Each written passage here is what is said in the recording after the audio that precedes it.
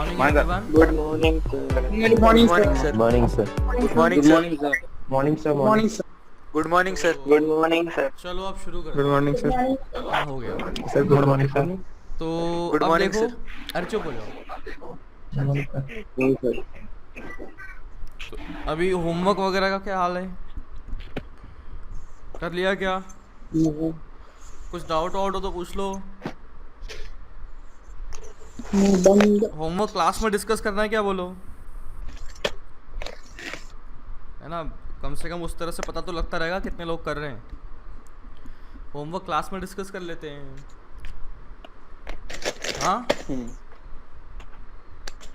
हाँ। है ना, बस आपका काम ये रहेगा कि एक दिन पहले फ़ोटो भेज देना, ताकि कम से कम मतलब वो मुझे ढूंढना ना पड़े इधर उधर कहीं जाके। बस ये है कि जो डाउट है, लेकिन ये मत करना कि सारे ही डाउट फिर फ़ोटो भेजते जा रहे हो कि 1 से 10 तक सवाल दिए तो सारे ही भेज दिए, है ना। थोड़ा सा मुझे मेहनत में दिखनी चाहिए। जो सवाल पूछने लायक होंगे उसको ज़रूर बताऊंगा, और जो पूछने लायक नहीं होंगे उसको नहीं बताऊंगा।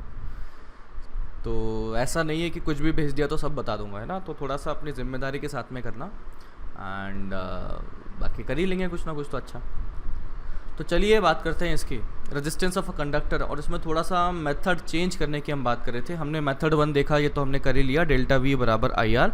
डेल्टा वी था potential difference across the resistance, I था current flowing through the resistance, and R था resistance of the that conductor. अभी मैं बात करता हूँ मेथड 2।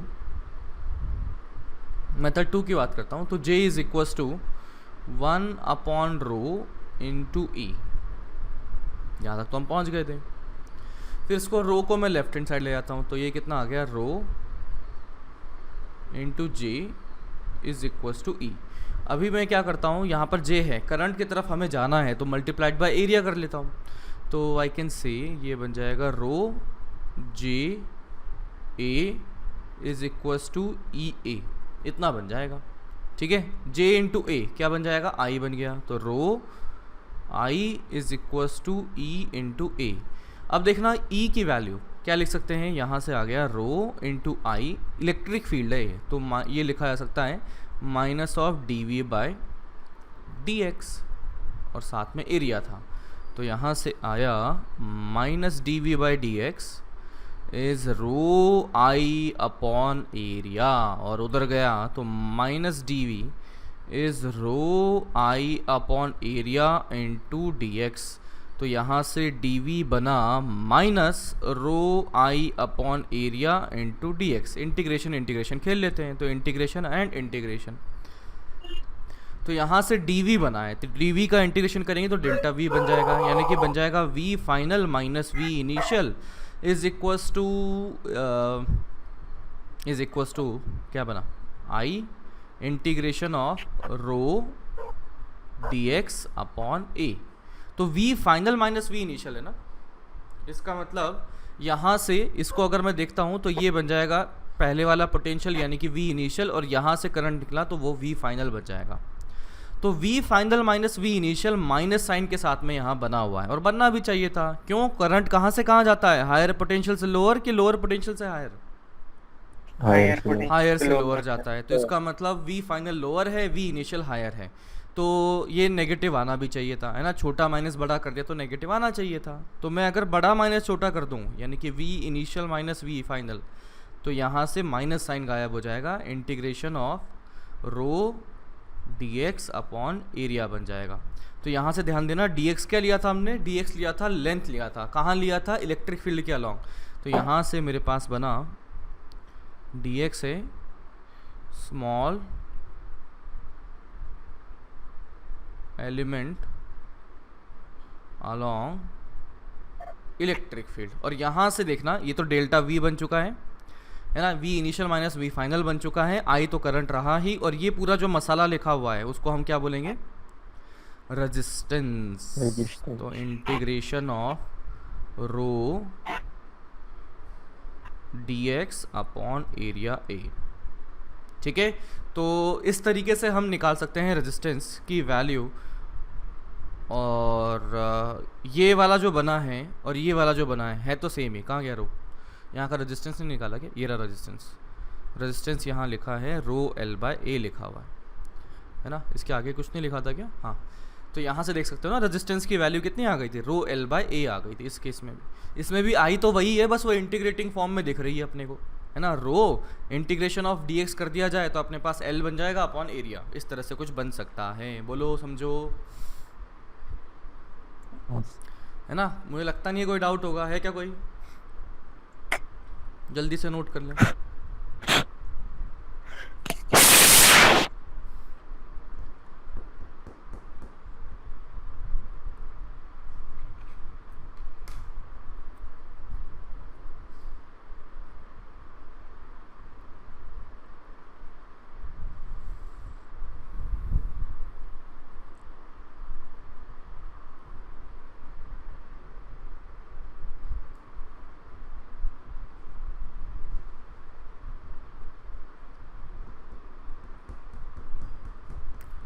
डन।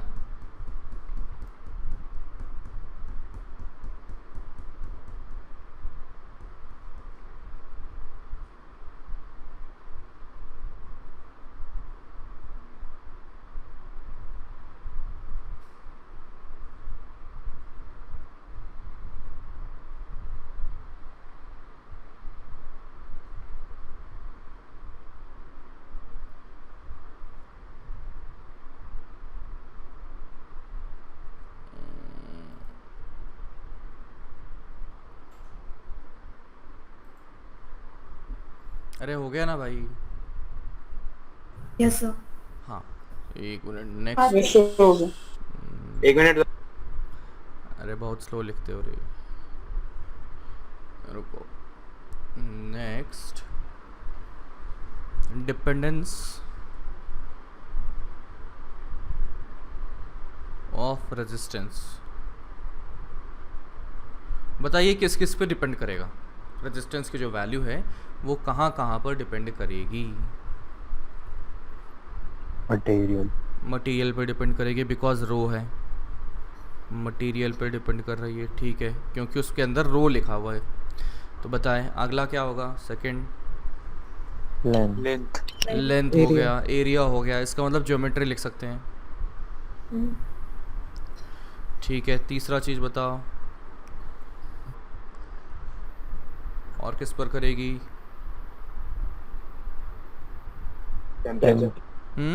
टेम्परेचर पर करेगा, बिल्कुल सही, टेम्परेचर पर करेगा, है ना। टेम्परेचर बढ़ा दिया जाएगा तो रेजिस्टेंस बढ़ता हुआ पाया जाता है। इसके बारे में थोड़ी देर में और बात करेंगे, है ना। अभी थोड़ी देर पहले अपन ने रेजिस्टिविटी की भी बात करी थी, तो हमने देखा था कि रेजिस्टिविटी टेम्परेचर पर डिपेंड तो पक्का करती है। अब रो डिपेंड करेगा तो रेजिस्टेंस भी करेगा। अच्छा, एक और चीज़ होती है जिस पर ये डिपेंड करता है, बताइए क्या होगा?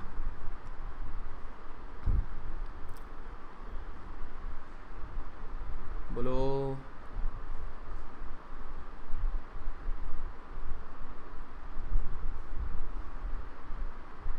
नहीं, चलो देखो में। हाँ बोलो।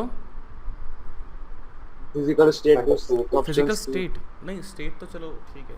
देखो क्या है, जैसे ये मान लेता हूँ, ये बुक दिख रही है अपने को, दिख रही है ना बुक? दिख रही है ना। अब इसमें से मान लो करंट ऐसा गया, है ना, इसमें से मान लो करंट ऐसा गया, तो करंट ऐसा गया तो इधर से निकलेगा, ठीक है। करंट ऐसा घुसा तो इधर से निकलेगा। अब दूसरी सिचुएशन, करंट मैंने ऐसे घुसा दिया, करंट मैंने ऐसे घुसा दिया और इस सरफेस से बाहर निकल रहा है, क्या दोनों सिचुएशन में रेजिस्टेंस की वैल्यू सेम आएगी कि अलग आएगी?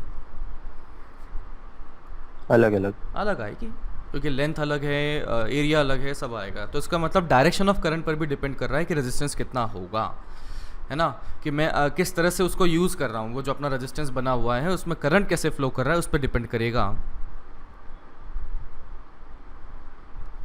कि रेजिस्टेंस क्या हुआ, ठीक है। रेजिस्टेंस क्या हुआ। अगर मैं बात करता हूँ रेजिस्टेंस के अलावा, अगर रेजिस्टिविटी या कंडक्टिविटी किस पे डिपेंड करता है? मटेरियल और टेम्परेचर।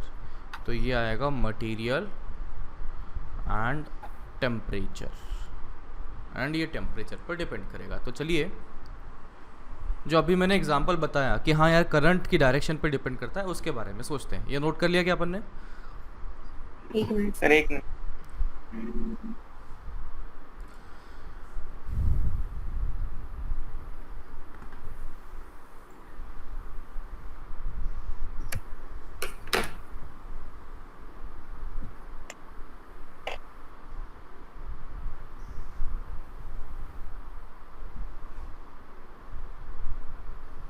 हो गया। Yes sir. तो next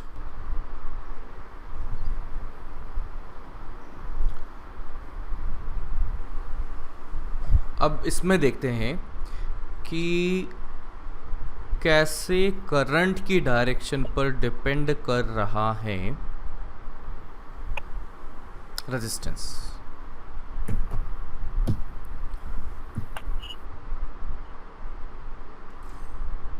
let's say this is a cuboid and कुछ साइड्स वगैरह भी होंगी और मटेरियल इसमें रो से भरा हुआ है।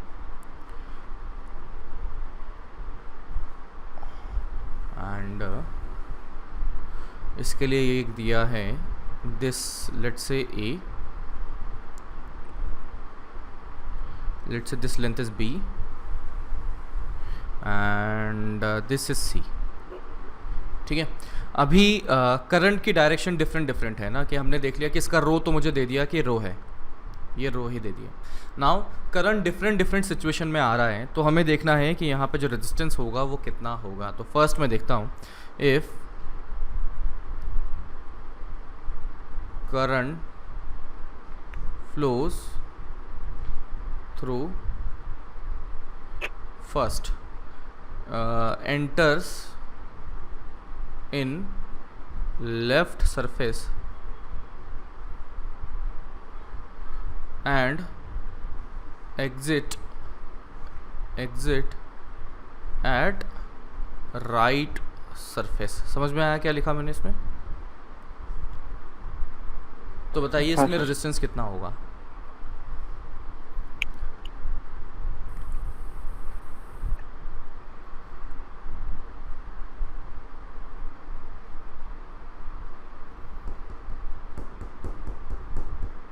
बोलो, इतना टाइम? रो ए बाय बिल्कुल, रो ए bye A, B C, small A by capital. ठीक है ना, एरिया। हाँ, BC। ठीक है, अभी देखिएगा, चलो इसमें देखता हूँ कि मैं लेफ्ट से एंटर किया, राइट से गया, राइट से बाहर निकला, तो इसमें जो लेंथ जिसने ट्रैवल किया है, इसमें जो लेंथ इसने ट्रैवल किया है वो कितना किया हुआ है? ए ट्रैवल किया है। ये सब लोग देख पा रहे हैं क्या? ठीक है ना, लेफ्ट से किया और राइट से बाहर निकल गया, यहाँ से करंट ऐसे बाहर निकल गया। तो मैं देख सकता हूँ इसने जो लेंथ ट्रैवल किया है वो ए लेंथ ट्रैवल किया है, और जो क्रॉस सेक्शन एरिया जिसको क्रॉस करना पड़ा वो कितना हो गया? बी इंटू सी बन चुका है। समझे क्या? है ना, ये अपना बी था, ये इधर सी था, तो बी इंटू सी बन चुका है। तो यहाँ से जो रेजिस्टेंस की वैल्यू आ गई है वो है रो इंटू ए अपॉन बी इंटू सी। समझे क्या? Yes sir. अगर मैं करता हूँ second, enters in top, enter in top surface and exit at bottom surface। बताओ जल्दी से। रो बी बाय ए सी। बिल्कुल सही। उसने लेंथ कितना हो जाएगा? टॉप से गया तो ये बी लेंथ को क्रॉस करेगा, मतलब ऐसे जा रहा है, इस तरह से जा रहा है, तो बी के अलॉन्ग जाएगा, तो ये आ जाएगा rho B upon cross section area, वो हो जाएगा ए इंटू सी। और अगर थर्ड में देखता हूँ, कौन सा करें? फ्रंट सरफेस से आया और बैक सरफेस से गया, कि enter in front surface and exit from back surface. तो बताइए क्या होगा? रो सी अपॉन ए बी। तो एज यू कैन सी कि तीनों सिचुएशन में है तो मटेरियल वही, ऑब्जेक्ट भी वही है, डायमेंशन भी वही है, बस चेंज क्या किया है? डायरेक्शन ऑफ करंट फ्लो किया है। And as you can see कि तीनों केस में जो हमारा रेजिस्टेंस पाया गया that is coming out to be different. ठीक है, तो यहाँ से अपन बोल सकते हैं कि हाँ यार, इस पे करंट की डायरेक्शन पे भी डिपेंड करता है। Any doubt? No, sir. जल्दी से नोट करो। No.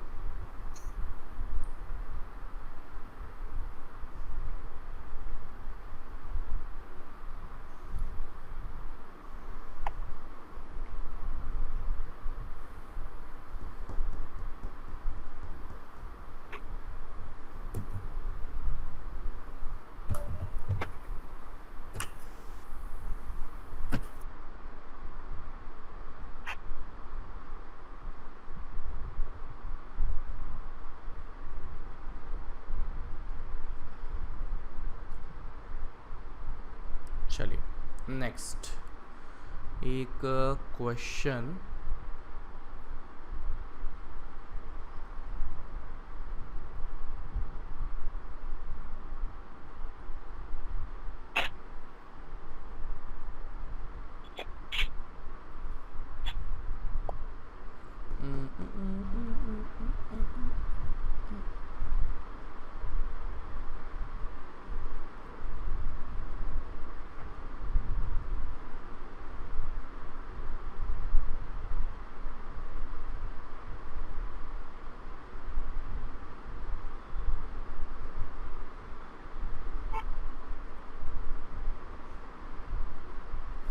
देखो यहाँ पर मटेरियल कहाँ पर है, ये रहा material.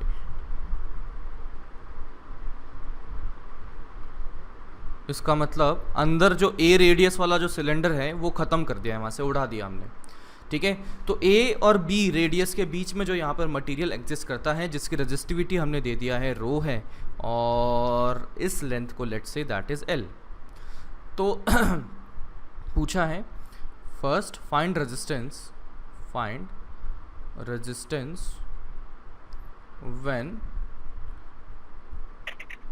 current flows first along the length and second, मतलब सेपरेट सिचुएशन है, ऐसा नहीं कि दोनों मिक्स कर दिया है ना। सेकंड में हम देख रहे हैं radially away, current flows radially outward, ठीक है। This is one question, this is another question, mix मत कर देना दोनों को। सर वो अंदर से हॉलो है ना? हाँ, ये ए रेडियस तक होलो है, ए से बी तक माल भरा हुआ है। Yes sir.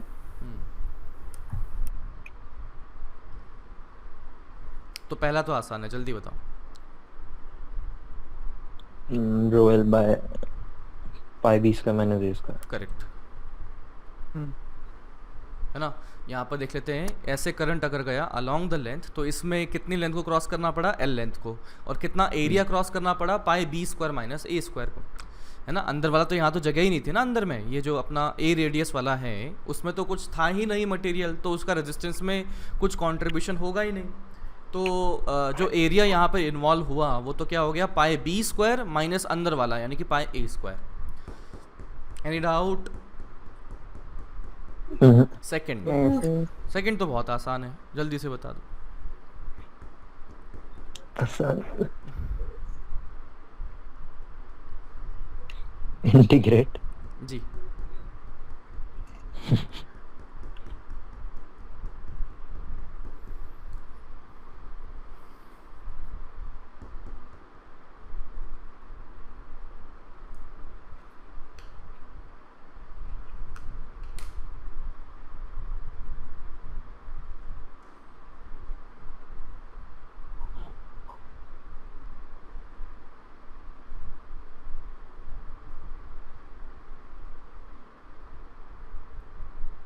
सर एलएन में आ रहा?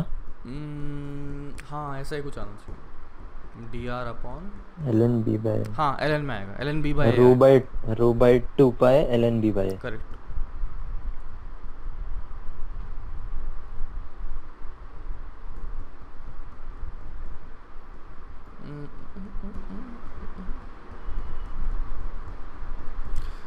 चलिए देखते हैं। तो देखना मैं क्या करता हूँ, सेकंड वाले के लिए यहाँ से ऐसे देखता हूँ, तो ये दिखेगा कैसे, ये दिखेगा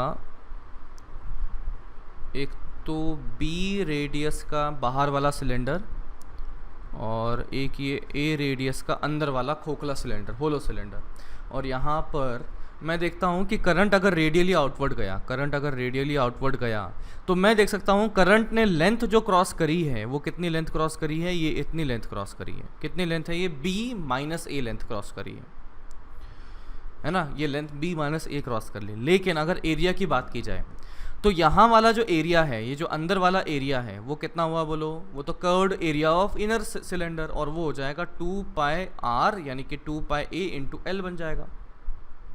अगर बाहर वाले एरिया की बात करता हूं तो that would be 2 pi B into L बन जाएगा। समझे क्या? हाँ। तो अभी Yes, sir. एरिया में देख रहा हूं तो एरिया तो वेरिएबल है, हर पॉइंट पर एरिया की जो वैल्यू आ रही है वो क्या हो रही है, अलग अलग आ रही है। अंदर वाले के लिए कुछ और, थोड़ा सा बाहर गए तो और कुछ और एकदम एग्जैक्टली बाहर चले गए तो कुछ और आ गया। इसका मतलब एरिया यहाँ पर कांस्टेंट नहीं है, तो सीधा इस तरह का फॉर्मूला लगाने में अपने को अभी दर्द हो जाएगा। तो क्या करना पड़ेगा, मुझे एक ऐसी सिचुएशन लेनी पड़ेगी, एक ऐसा एलिमेंट लेना पड़ेगा जिसका कि एरिया कांस्टेंट माना जा सकता है। तो चलिए देखते हैं। तो मैं क्या मानता हूँ कि यहाँ से सेंटर से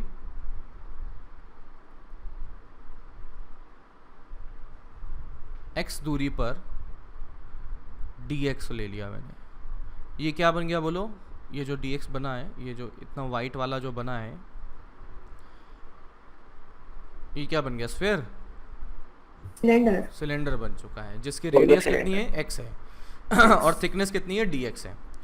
ठीक है, इसकी रेडियस है x and thickness is dx और लेंथ कितना है, l है। तो मैं अगर इसका छोटा सा रेजिस्टेंस dr लिखना चाहता हूँ तो मैं देख सकता हूँ कि यहाँ पर जो रेजिस्टेंस बना उस करंट को अगर देखा जाए तो करंट को dx लेंथ क्रॉस करना पड़ा। तो लिखना पड़ेगा रो, कितनी लेंथ क्रॉस करना पड़ा है इसका, dx लेंथ क्रॉस करना पड़ा है। और अगर एरिया लिखा जाए तो बोलो क्या लिखें, x square by into L। हाँ बोलो, x square into L। नहीं यार, सिलेंडर ये देखना कौन सा एरिया क्रॉस करना पड़ा इसको, ये वाला एरिया क्रॉस करना पड़ा ना, कर्व्ड वाला, 2 पाई एक्स इंटू एल, कर्व्ड वाला एरिया क्रॉस करना पड़ा है इसे सिलेंडर का। समझे क्या? अरे बोलो। हाँ सर। और ऐसे मैं देखता हूँ कि ऐसे dx dx dx लेते हुए खूब सारे एलिमेंट बन जाएंगे और ये सभी एलिमेंट में करंट की वैल्यू तो क्या रहेगी, I ही बनी रहेगी जो बाहर की तरफ जा रही है। समझ रहे हो क्या? अरे बोलना पड़ेगा। मैं फिर से बोलता हूँ कि यहाँ से ये जैसे dx लिया, इसके जस्ट बाहर में एक और dx आ जाएगा, इसके जस्ट बाहर में एक और dx आ जाएगा और एक और dx, और ऐसे इनफाइनाइट dx आ जाएंगे। इन सभी छोटे छोटे एलिमेंट में करंट की वैल्यू सेम क्या अलग, सेम रहेगी। तो इन सभी रेजिस्टेंसेस की बात करता हूँ तो ये सभी छोटे छोटे रेजिस्टेंस एक्चुअली सीरीज में बन जाएंगे। अगर आपको पता हो कि सीरीज में करंट की वैल्यू सेम आ जाती है। समझ रहे हो क्या? याद करो 9-10 में पढ़ा होगा आपने। तो सीरीज के लिए अपना करंट सेम रहता है और यहाँ पर मुझे दिख रहा है कि सभी में करंट सेम है। इसका मतलब सभी सीरीज में पाए गए रेजिस्टेंसेस, और सीरीज वाले रेजिस्टेंस को सीधा जोड़ दिया जाता है कि R1 + R2 + R3 + R4। याद आ रहा है क्या सब चीजें? Yes sir. अभी मुझे सबको जोड़ना है तो बेसिकली मुझे R अगर नेट निकालना पड़ेगा तो इंटीग्रेशन का गेम खेलना पड़ेगा, सभी को छोटा छोटा करके जोड़ देना मैंने। इंटीग्रेट। तो ये आ गया रो dx अपॉन 2 पाई x इंटू एल। तो यहाँ से जो कांस्टेंट है बाहर निकाल दिए, रो अपॉन 2 पाई और dx अपॉन x आ गया, तो ये ln आ जाएगा। अपर लिमिट कितनी होगी बोलो? अरे यार बोल दिया करो। b और लोअर लिमिट ए, बन जाएगी। ठीक है, तो यहाँ से ln के अंदर क्या लिखूं बोलो इंटीग्रेशन के बाद? b by b upon a। तो this is the final b by rho upon 2 पाई l ln of b upon a। तो that is the final resistance if the current is flowing radially outwards. Any doubt? नहीं sir. No sir. Note कर लिया? 1 minute sir.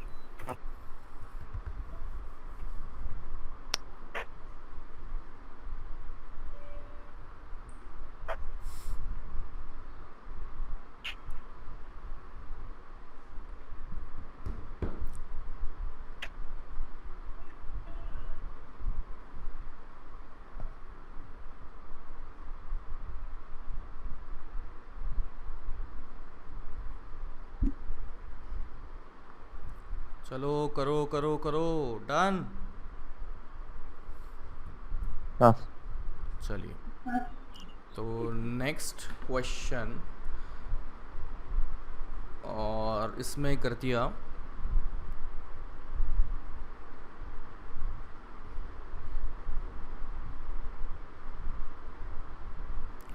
इसकी inner radius को ए कहा, outer radius को B कहा। माल कहाँ पर भरा है? माल भरा है ये रहा यहाँ पर, बी से ए के बीच में, यानी कि बिल्कुल पीछे वाले की तरह जो अभी किया था। लेकिन ये है क्या? Spherical body.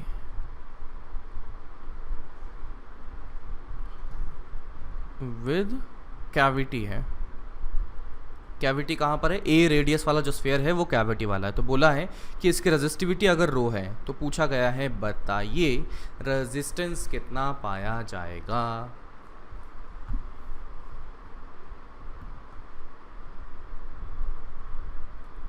है ना, रेडियली आउटवर्ड करंट है, current is radially outward, current is radially outward.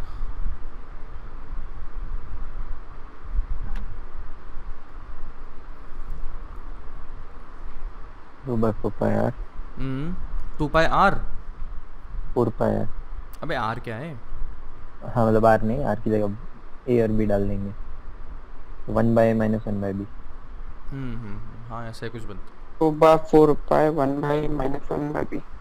ठीक है, चलिए देखिए, वापस से वही करना है, एलिमेंट एलिमेंट का गेम खेलना है। तो एलिमेंट का गेम खेलें तो मैं खेल लेता हूँ। तो यहाँ पर x दूरी पर dx मान लिया, x दूरी पर ये कर दिया dx। अब ये मैंने dx अगर कर दिया है तो आई कैन से दैट कि यहाँ से करंट फ्लो करेगा, और करंट से फ्लो करेगा तो यहाँ पे रेजिस्टेंस होगा। क्या लिखा जाएगा? रो, बोलो, dx upon 4 pi r square। 4 pi X square, क्योंकि स्फेरिकल है तो 4 पाई एक्स स्क्वायर। तो पिछले वाले में ऐसा क्यों नहीं लिखा 4 पाई एक्स स्क्वायर? पिछले वाले सवाल में उसमें सिलेंडर था, उसमें सिलेंडर था, यहाँ पे स्फेरिकल है। तो ये 4 पाई एक्स स्क्वायर आ चुका है। अभी क्या है कि हमारे पास में ये सभी इको हो रहा है। ये मेरी आवाज़ मुझे आ रही है, ये किसी ने माइक ऑफ कर दो यार, ये शायद तुम्हारी दिक्कत है। ठीक है ना, तो जयेश कदम। हाँ, तो ये रेजिस्टेंस आ चुका है इतना। वंस अगेन मैंने एक छोटा एलिमेंट लिया, इसके पास में एक और छोटा एलिमेंट लूंगा, इसके पास में एक और छोटा एलिमेंट लूंगा। सभी में करंट सेम है कि अलग है? सेम है। तो ये सीरीज में होंगे कि पैरेलल में? सीरीज में। सीरीज में है तो मैं सीधा सिंपली जुड़ जाएगा, तो जुड़ जाएगा। तो मैं यहाँ पर रेजिस्टेंस नेट निकालना चाहूँ तो इंटीग्रेशन ऑफ डी आर और integration of rho dx upon 4 pi X square लिख सकते हैं, और लिमिट्स भी डाल सकते हैं, इनर रेडियस a से लेकर आउटर रेडियस b तक। तो यहाँ से इंटीग्रेट किया तो ये कितना आ जाएगा? ये रो अपॉन 4 पाई और -1 बाई एक्स आएगा, और लिमिट्स डाल दूंगा तो 1 बाई बी -1 बाई ए, और माइनस को एडजस्ट करेंगे तो 1 अपॉन ए -1 बाई बी। एक दो स्टेप खा गया हूँ मैं, है ना, तो देख लेना आप, है ना। 12th में आ गए हो, उम्मीद करता हूँ इतना तो खा सकता हूँ मैं, है ना। कोई डाउट? चलो लिख लिया क्या?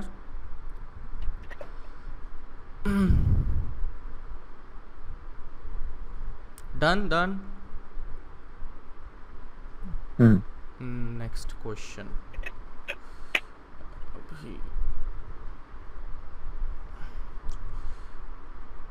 नेक्स्ट है,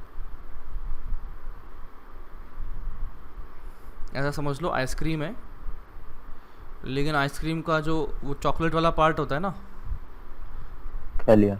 हाँ, वो एकदम बॉटम में जो होता है सबसे बेस्ट वाला वो वाला खा गए अपन। तो ऐसा दिख रहा है बाकी। तो अभी मैंने कहा कि ये जो रेडियस है ये है b, ये जो रेडियस है ये है a, और इसकी जो लेंथ है ये कहा गया l, और इट इज़ गिवन कि b माइनस a बहुत बहुत छोटा है as compare to length l। Current यहाँ पर जा रहा है I, करंट यहाँ पर जा रहा है I। ठीक है, इस तरह से करंट गया और यहाँ पर इसकी जो रजिस्टिविटी है रो कह दिया गया। तो बताइए इसका रेजिस्टेंस कितना पाया जाएगा?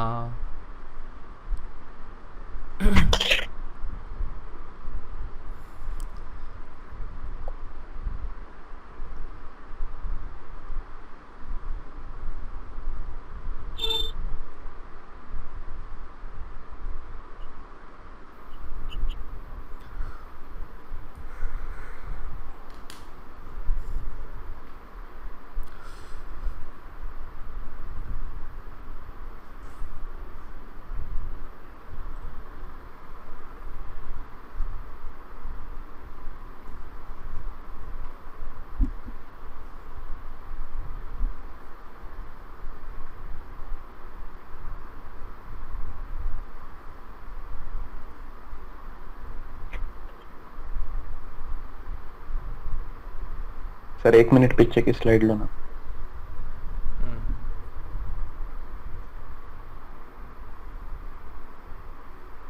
हो गया सर।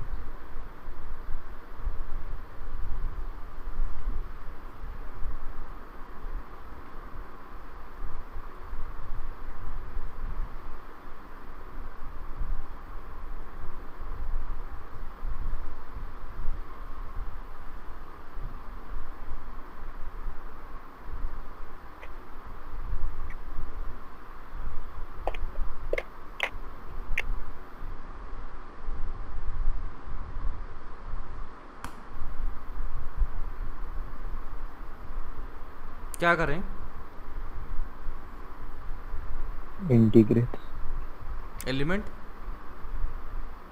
गंदा सा कुछ था यार। एक्स डिस्टेंस पे पहले रेडियस का वो निकाल लेंगे इक्वेशन, फिर सेम ठीक। जैसा सिलेंडर के केस में करते हैं। ठीक, इसको x मान लेते हैं, इसको y मान लेते हैं, जीवन थोड़ा आसान हो जाएगा। इस पॉइंट के कोऑर्डिनेट्स अगर लिखें तो क्या हो जाएगा बोलो? कौन सा? ये वाला पॉइंट 0, b 0, a a और इस पॉइंट के कोऑर्डिनेट्स 0, b l, b हम्म, l, b हो जाएगा। तो आप देख सकते हो इन दोनों को कनेक्ट करने वाली एक लाइन है। तो पहले दिमाग में आता है कि सर ये ऐसा कर ही क्यों रहे हो? तो यार देखो क्या होगा कि यहाँ पर मुझे एलिमेंट का गेम खेलना पड़ेगा। एलिमेंट का गेम खेलना पड़ेगा तो मेरे पास करंट ऐसा गया तो जो मोस्ट कन्वीनियंट एलिमेंट बनेगा वो ऐसा कुछ बनेगा कि मान लेते हैं कि यहाँ से x दूरी पर dx का ले लिया, x दूरी का ये dx की थिकनेस ले लिया। अब dx की थिकनेस तो ले ली, तो मेरे पास अगर मैं रेडियस देखता हूँ तो इसकी रेडियस ना तो a होगी ना तो b होगी, इन दोनों के बीच में कुछ होगी, है ना, इन दोनों के बीच में कुछ होगी। अब रेडियस का गेम खेलना है तो मेरे को चाहिए होगा ये वाली लेंथ, ये जो बना हुआ है, समझ रहे हो ना मैं क्या कह रहा हूँ? इसको मैंने y बोल दिया, इसको मैंने x बोल दिया, तो इस पॉइंट के कोऑर्डिनेट कितने बने? x, y बन चुके हैं। तो ये पॉइंट यहाँ पर ये जो वाइट वाली लाइन बनी हुई है जो कि ये बनी हुई है, मतलब इस वाली लाइन पर लाई करता है। इसका मतलब इस लाइन की इक्वेशन को सेटिस्फाई कर रहा होगा। अरे बोलो भाई। तो यहाँ से मैं स्ट्रेट लाइन की इक्वेशन लिखूँ तो क्या बन जाएगा?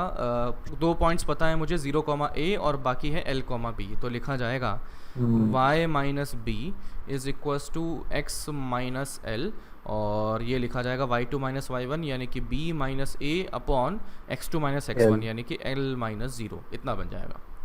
तो किसी जनरल x के लिए y की वैल्यू आ चुकी है, that is b plus b minus a x minus l upon l, इतना बचा। तो इतना आ गया अपने पास y की वैल्यू आ गई। तो यहाँ पर जब मैं डालूंगा तो इसका छोटा सा रेजिस्टेंस dr, आप लोग बताओ यार, तभी समझ में आएगा कि समझ में आ भी रहा है कि नहीं आ रहा। बताओ रेजिस्टेंस क्या लिखूंगा? Rho dx upon pi into y square. तो यहाँ से आ गया rho into D x into pi into y square. तो पाई और y की वैल्यू अगर देखें तो वो इंटीग्रेशन dx के रेस्पेक्ट में लिखना है तो नीचे भी x का तरह से होगा तो अच्छा लगेगा। तो b minus a upon l into x minus l का स्क्वायर करना है ना, इसका स्क्वायर यहाँ से यहाँ तक, यहाँ तक का। तो ये dr आ गया। अब डी आर आ गया तो इसका इंटीग्रेशन करना पड़ेगा, तो मेरे को आर कर दिया तो ये डी आर का इंटीग्रेशन बन गया। तो ये रो और पाई तो कांस्टेंट था, बाहर निकाल दो। इंटीग्रेशन के अंदर में बोला d x upon b plus b minus a upon l into x minus l का होल स्क्वायर। नेक्स्ट इंटीग्रेशन बताओ इसका क्या बनता है।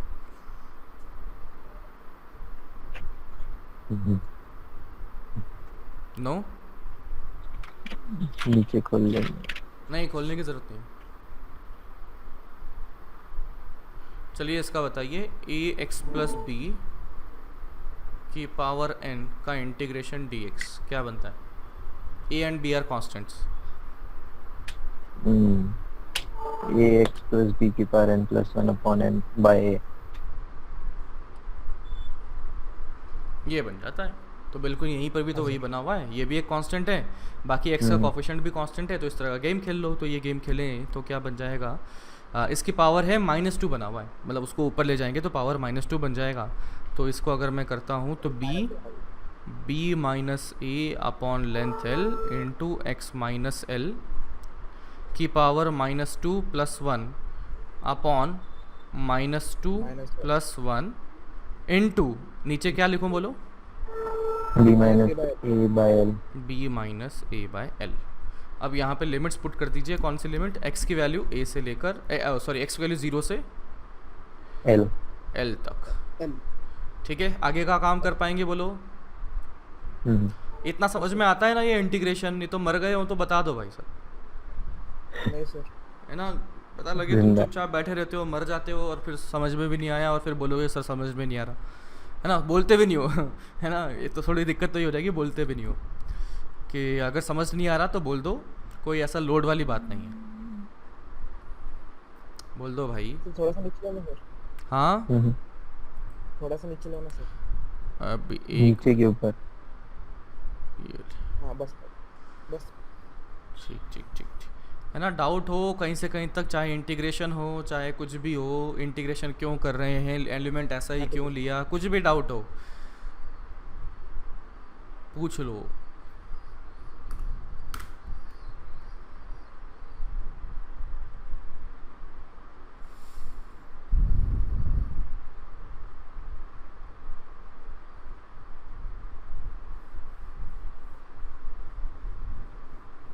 डन।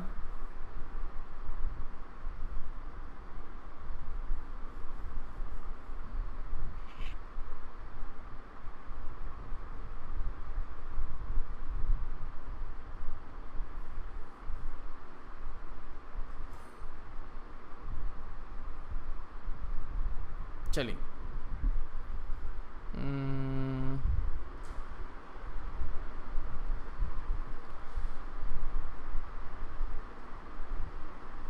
तो नेक्स्ट मैं देखता हूँ, रेजिस्टेंस हो गया ना, अभी देखते हैं dependence of resistance on temperature. Temperature पर कैसे डिपेंड करता है वो देख लेते हैं। तो dependence of resistance on temperature की अगर बात की जाए तो बच्चा यहाँ पर क्या है, रेजिस्टेंस लिखते हैं वो होता है रो एल अपॉन ए, रो एल अपॉन ए होता है। तो यहाँ पर रेजिस्टिविटी क्या टेम्परेचर डिपेंडेंट है, बिल्कुल है। क्या लेंथ टेम्परेचर डिपेंडेंट होती है, थर्मल एक्सपेंशन पढ़ा क्या अपन ने, हाँ नहीं, नहीं पढ़ा, चलो मैं बता देता हूँ। हाँ रहती ना, पढ़ा नहीं पर हाँ ये वो अल्फा बढ़ वगैरह जाएगा देता ना। हाँ, और इस तरह से एरिया भी जो है वो भी क्या हो जाएगा, टेम्परेचर डिपेंडेंट बनेगा। तो इसका मतलब मुझे दिख रहा है कि रेजिस्टेंस जो है वो इन तीनों पर डिपेंड कर रहा है। बट इसमें हमने देखा गया कि टेम्परेचर में जो वेरिएशन है, टेम्परेचर में जो वेरिएशन है उसकी वजह से सबसे ज़्यादा डोमिनेटिंग इफेक्ट किस पर आ रहा है, रो पर आ रहा है ना, रो पर आ रहा है। और L और A के कंपैरिजन में रजिस्टिविटी में बहुत ज़्यादा फैक्टर से चेंज हो रहा है ना, बहुत ज़्यादा फैक्टर से चेंज हो रहा है। और वो किस पे डिपेंड करता है वो आगे हम देखते हैं। तो चलिए, हमने देखा कि जो रजिस्टिविटी में जो रेजिस्टेंस में जो चेंज है, रेजिस्टेंस में जो चेंज है वो पाया गया कि टेम्परेचर में जितना इंक्रीमेंट किया जाए उतना ही ज़्यादा रेजिस्टेंस में चेंज किया जाएगा। बड़ी लॉजिकल सी बात है कि मैं अगर टेम्परेचर चेंज करता हूँ 2 डिग्री का और मैं टेम्परेचर चेंज करता हूँ 20 डिग्री का, ऑब्वियसली 20 डिग्री में टेम्परेचर चेंज ज़्यादा है तो रेजिस्टेंस में भी चेंज जो होगा वो ज़्यादा होगा। तो हमने बोल दिया कि D R proportional to D T पाया गया। दूसरी बात, डी आर की जो वैल्यू है प्रोपोर्शनल पाई गई आर के। अब ये क्या है, इस चीज़ को समझता हूँ कि यार मान लो एक रेजिस्टेंस है 1 ओम का और एक रेजिस्टेंस है 100 ओम का, है ना, 1 ओम एंड 100 ओम। अब दोनों में टेम्परेचर डिफरेंस सेम रखा तो क्या रेजिस्टेंस में चेंज भी सेम रहेगा क्या? नहीं रहेगा। इनफैक्ट आप देख सकते हो कि 100 ओम को 1 ओम के 100 टुकड़ों में ब्रेक कर सकता हूँ मैं। तो इसका मतलब 1 ओम में जितना चेंज हुआ 100 ओम में उसका 100 टाइम्स चेंज होने वाला है। समझे क्या? तो मैं बोल सकता हूँ कि D R proportional to R पाया जाएगा। तो दोनों को क्लब करते हैं तो जो चेंज इन रेजिस्टेंस पाया गया वो पाया गया आर इंटू डी टी पाया गया। तो यहाँ से हमारे पास डी आर जो पाया गया ये इक्वल्स लिखा है मैंने, फिर साथ में मैंने अल्फ़ा लिखा है, फिर आर और ये डी टी लिखा है। ध्यान रखना ये प्रोपोर्शनलिटी साइन था पहले वाला और ये अल्फ़ा है बाद वाला, ये अल्फ़ा है, लिख देता हूँ मैं अल्फ़ा। ठीक है, तो ये डी आर आ गया। अब यहाँ से D R upon R is equals to alpha D T.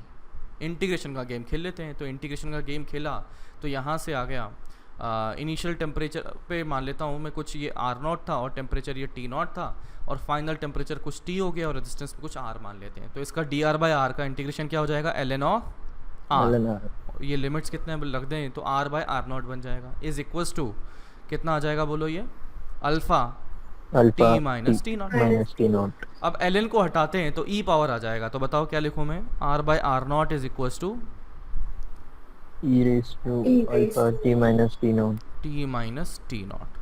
ठीक है, तो यहाँ से आ चुका है r is equals to are not E power alpha into delta T ले सकते हैं स्टाइल से, है ना, टी माइनस टी नॉट को डेल्टा टी ला दिया। तो अभी ये तो हमारे पास बन चुका है कि this is always and always valid. लेकिन क्या है, ई पावर से डर लगता है हमें। क्यों लगता है कि ई पावर को सॉल्व करना ई की पावर 2.5 3.5 नहीं होता हमसे। तो हम क्या करेंगे, थोड़ा सा गेम खेलेंगे कि alpha is generally very small, alpha is very small. तो अल्फ़ा इंटू डेल्टा टी की वैल्यू जो है 1 से बहुत बहुत छोटी बन जाती है। तो क्या तुम्हें ई पावर एक्स का एक्सपांशन आता है क्या, बोलो? ई पावर एक्स को खोलना आता है क्या? 1 प्लस कुछ बनता है, मैथ्स में पढ़ा होना चाहिए। नहीं पढ़ा क्या? नहीं। तो ऐसा खुल जाता है। चलो फिर मैं ज़्यादा नहीं बताऊंगा इसको, मैथ्स में आप पढ़ोगे ही। बस ये होगा कि ई पावर अगर एक्स लिखा होता है ना, जैसे ई पावर एक्स कहीं लिखा हुआ है, तो ई पावर एक्स को हम खोल सकते हैं इस तरह से 1 by X upon factorial 1 X square by factorial 2, ऐसा कुछ खुलता है ये। तो ऐसे आगे बढ़ता जाता है, इन्फिनिट तक बढ़ता जाता है ना, एक्स की पावर बढ़ती जाती है, ऐसा कुछ बनता है। तो अब मैं क्या कहता हूँ कि यार ये अल्फ़ा डेल्टा टी यानी कि ई की पावर जो अल्फ़ा डेल्टा टी है वो बहुत बहुत छोटा है, बहुत बहुत छोटा है। तो ई पावर एक्स या ई पावर मैं इसको एक साइड में डब्बे में लिख देता हूँ कि अगर e power x is equal to 1 plus x बन जाता है when x is very very very small as compare to 1। तो यहाँ पर हमारे पास क्या था, r is equals to are naught और e power alpha delta T. भाई साहब हमारा अल्फ़ा बहुत छोटा है, अल्फ़ा छोटा है तो अल्फ़ा डेल्टा टी भी छोटा पाया गया, अल्फ़ा डेल्टा टी भी छोटा पाया गया। और वो किस सिचुएशन में छोटा पाया जाएगा, when delta T is small, delta T is small. क्योंकि डेल्टा टी अगर मैंने 2000 डिग्री सेल्सियस कर दिया फिर कहाँ छोटा हो पाएगा, है ना। तो इसलिए हमारे पास क्या है, डेल्टा टी अगर स्मॉल रहेगा तभी जाके अल्फ़ा डेल्टा टी स्मॉल रहेगा। और इस अप्रॉक्सीमेशन का यूज़ कर सकते हैं और वो कितना बन जाएगा अप्रॉक्सीमेशन बताओ, 1 प्लस एक्स यानी कि 1 प्लस अल्फ़ा डेल्टा टी। तो इसका मतलब r is equals to are not 1 plus alpha delta T. Alpha क्या है, coefficient, thermal coefficient of resistance, thermal coefficient of resistance, ये बन चुका है अल्फ़ा। इसकी यूनिट क्या होगी बोलो,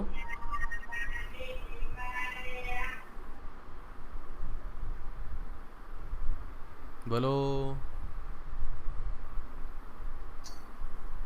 अरे यार यूनिट डायमेंशन तो पढ़ा होगा ना। डिग्री सेल्सियस टेम्परेचर इनवर्स, हाँ, या टेम्परेचर ये आ इनवर्स जाएगा डिग्री मतलब सेल्सियस पर डिग्री डिग्री सेल्सियस इनवर्स। या पर केल्विन। और केल्विन। पर केल्विन बन जाएगा। ठीक है, इस तरह से बन जाएगा इसका यूनिट। जल्दी से नोट कर लो, बोलो।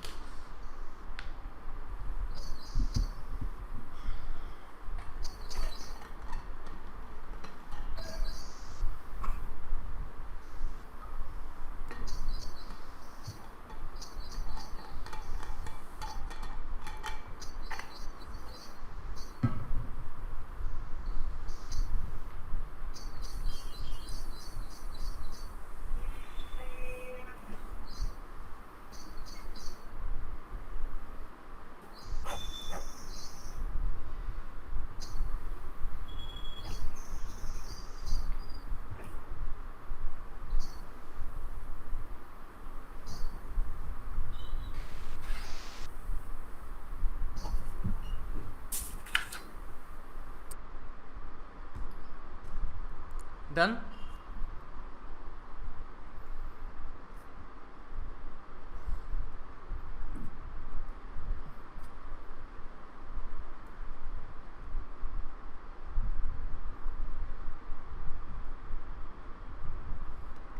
अल्फ़ा की वैल्यू अगर देखें तो ये होता है 10⁻⁻² या -3 के ऑर्डर में होता है।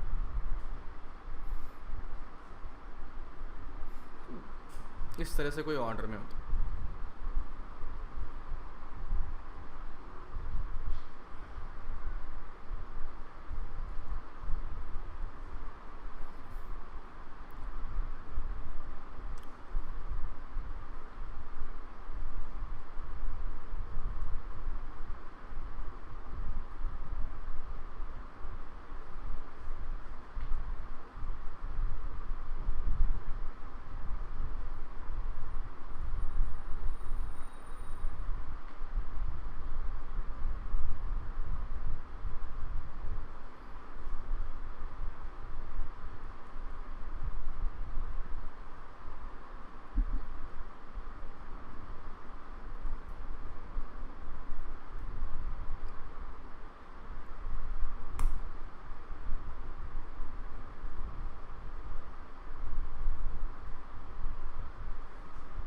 डन।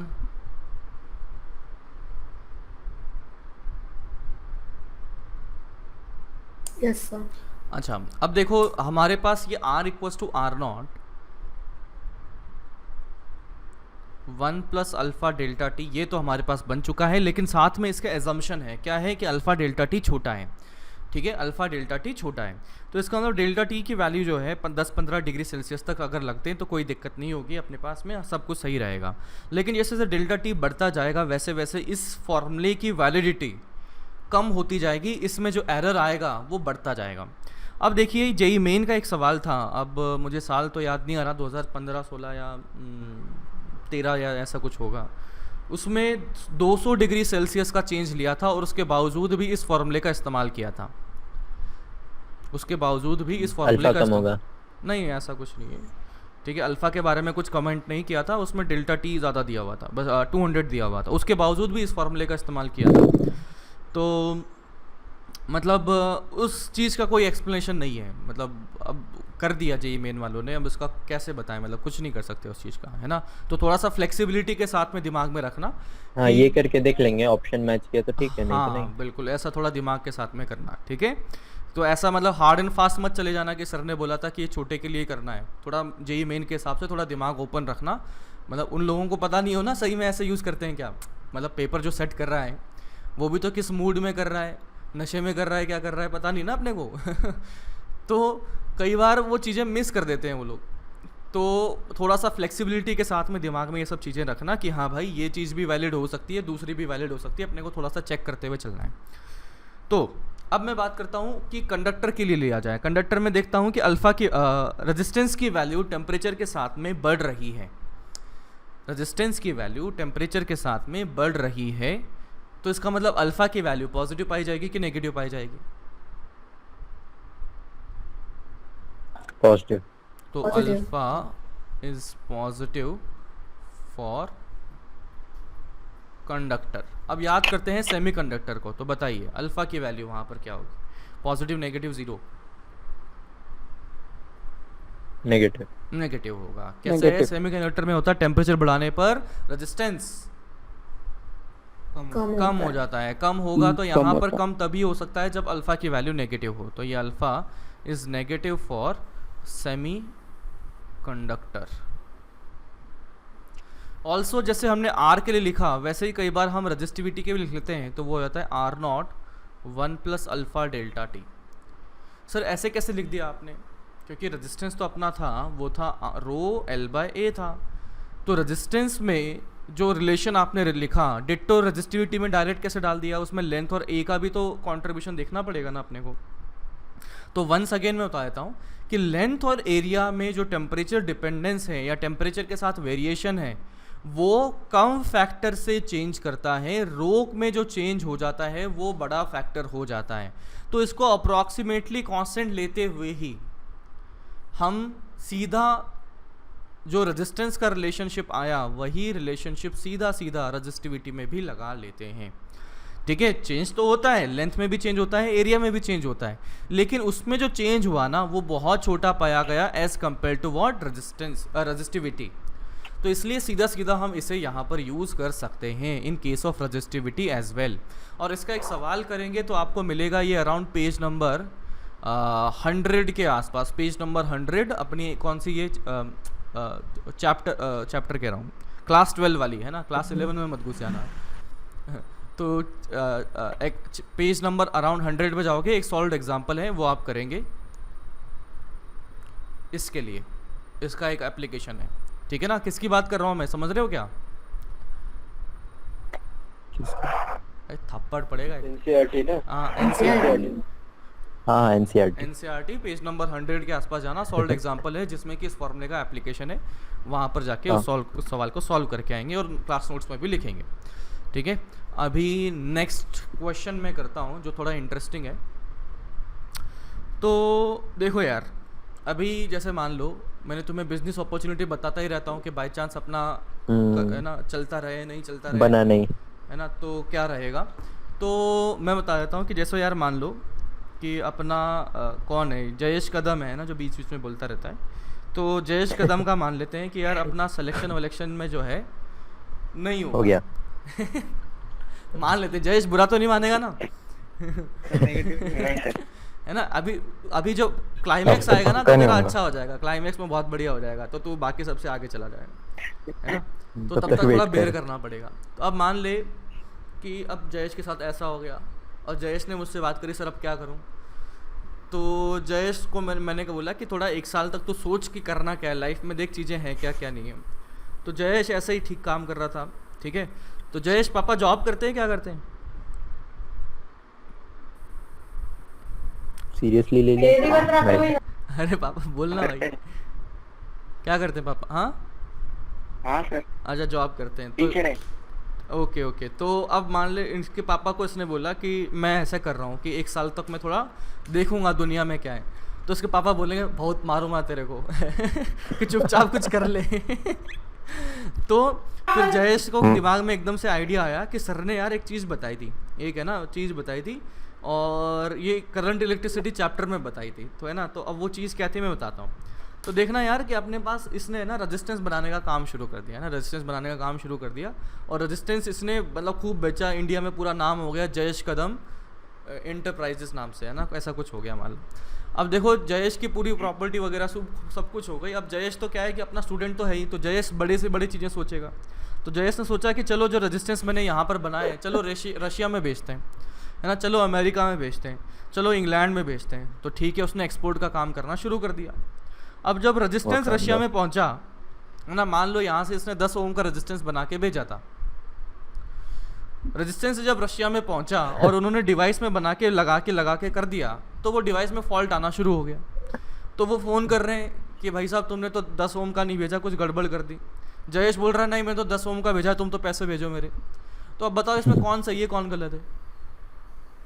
दोनों सही है सर। एटमॉस्फेयर में दोनों जो सही था है। ना ये फिर वहाँ पर टेम्परेचर कम रहता है। टेम्परेचर धोखा कम दे हो दिया गया है ना, वो temperature जनरल जो टेम्परेचर है, Siberia one of the coldest places in earth, hmm. तो वहाँ पर आप जाओगे तो मतलब ठंडा माहौल है। अब ठंडा माहौल है तो ये 10 ओम का बेचारा 10 ओम थोड़ी ना रहेगा। 10 ओम तो हमने इंडिया में बनाया था, 10 ओम तो हमने इंडिया में बनाया था। अब वो जब रशिया में पहुंचा तो वो तो उससे कुछ कम ही हो गया, मान लो 9.9 या 9.5 ओम ही हो गया, ऐसा कुछ हो गया।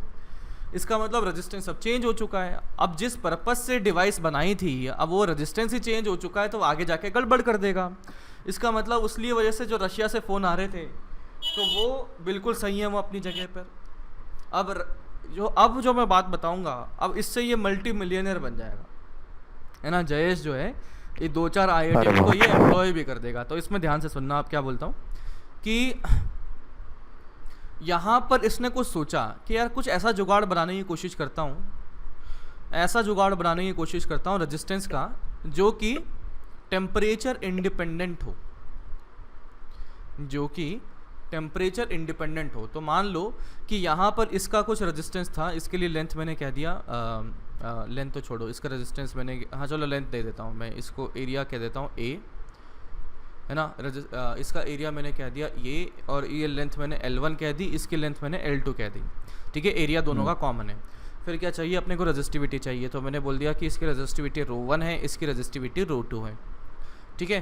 फिर तीसरा बात बोल दिया कि यार यहाँ पर इसका अल्फ़ा α1 है, इसका अल्फ़ा α2 है। अल्फ़ा क्या है है ना, जो अभी पढ़ा था अल्फ़ा। तो अभी मैं देखता हूँ कि यहाँ पर पूछा गया है find relationship between,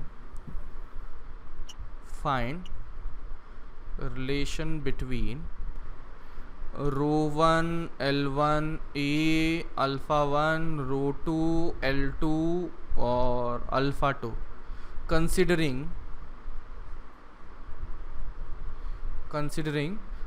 resistance does not change with change of temperature, ठीक है। also length and area remain unchanged। अब सोचिए क्या रहा होगा।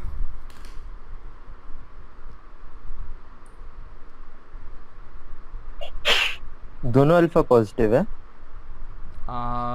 Don't know. हाँ फिर ठीक है।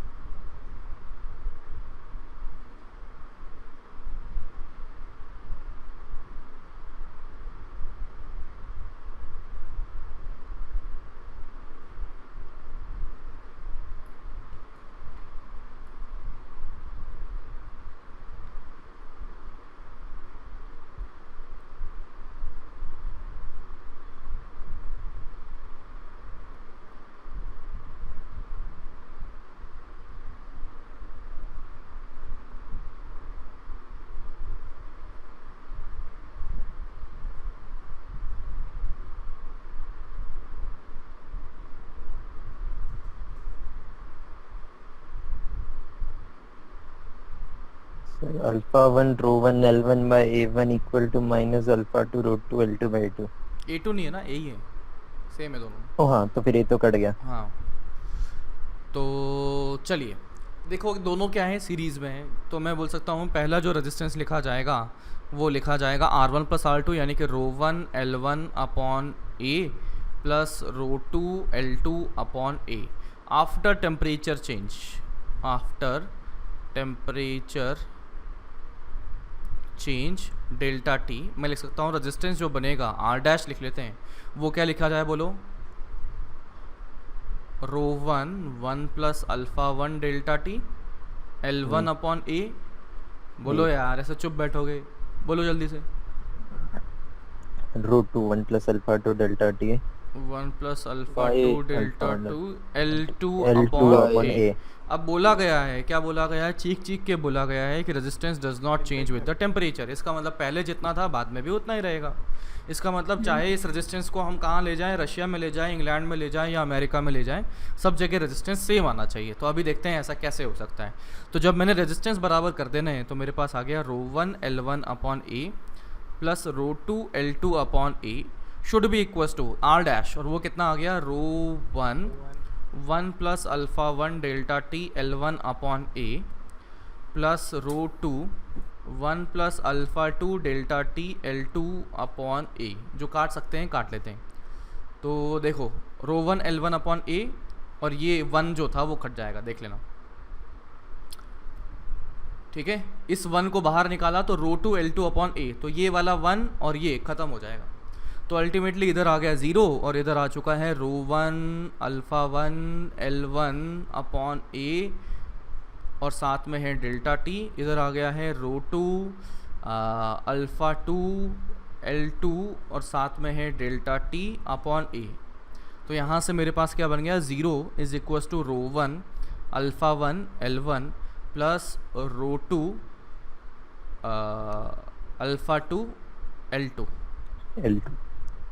ठीक है, और यहाँ से देख सकते हो कि अगर अल्फ़ा 1 पॉजिटिव रहा, इफ़ अल्फ़ा 1 इज़ पॉजिटिव, इसका मतलब अल्फ़ा 2 मतलब क्या रहेगा बोलो, पॉजिटिव कि नेगेटिव? नेगेटिव होना पड़ेगा। नेगेटिव होना नेगेटिव होगा। इसका मतलब एक अगर अल्फ़ा 1 यानी कि कंडक्टर लिया, दूसरा क्या लेना पड़ा, सेमीकंडक्टर। सेमीकंडक्टर लेना पड़ा। तो इसका मतलब कंडक्टर और सेमीकंडक्टर के कॉम्बिनेशन से अपन क्या कर सकते हैं, मल्टी बिलियन डॉलर बिजनेस खड़ा कर सकते हैं। क्यों जयेश?